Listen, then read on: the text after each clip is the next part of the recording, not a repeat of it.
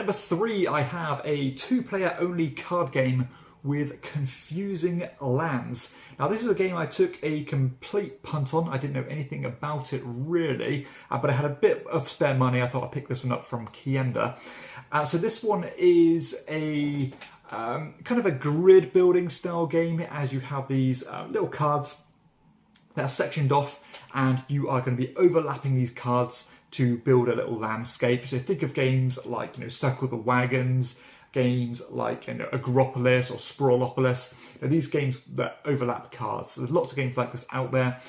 This one, you are choosing one card to play out of a 2-card hand into your personal tableau, but you'll give the remaining one to your opponent to play, and you'll repeat that basically 4 times until you have 8 cards played. Now these cards are double-sided, and on one side of these cards you have a goal, like a scoring criteria, and the other side you don't, but it'll give you maybe a few more features that will synergize with those goals. And it's all about trying to, of course, exploit those goals as much as possible to squeeze every point out of them. But I must admit, out of all these games that I've played, because this is quite similar to a lot of other games that I've mentioned already, I think that this might have some of the most interesting scoring categories that I've seen. So for example, some might say, for every, I think that wolves, every wolf you have that's more than 5 spaces away from a village, you'll score X amount of points. Or for every river you have going into a mountain, you'll score X amount of points, and so on.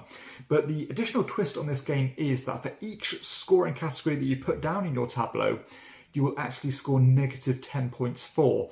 So that you want to be, that means that you want to be squeezing at least 10 points out of these scoring categories so that you're actually venturing into positive points. And I must admit that has bitten me pretty hard in the past, because you go into this game thinking, I'll just put as many goals down as I can, but that is not often a good thing, because it's quite difficult to get maximum potency out of each of those scoring categories.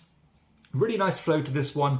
Some good puzzly aspects to it, as overlapping things. What do I do? Do I need to cover this up? Do I need to hide this? I want to keep these together, and so on.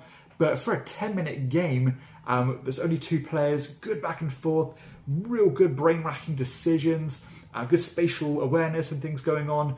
This is a really good example of its genre, and it's up there with the best of them. I'd probably rather play this than a game like Agropolis or Sprawlopolis, games like that, because this one is, number one, it's competitive, and I do like that decision of what do I want to give my opponent, because I don't exactly want to help them.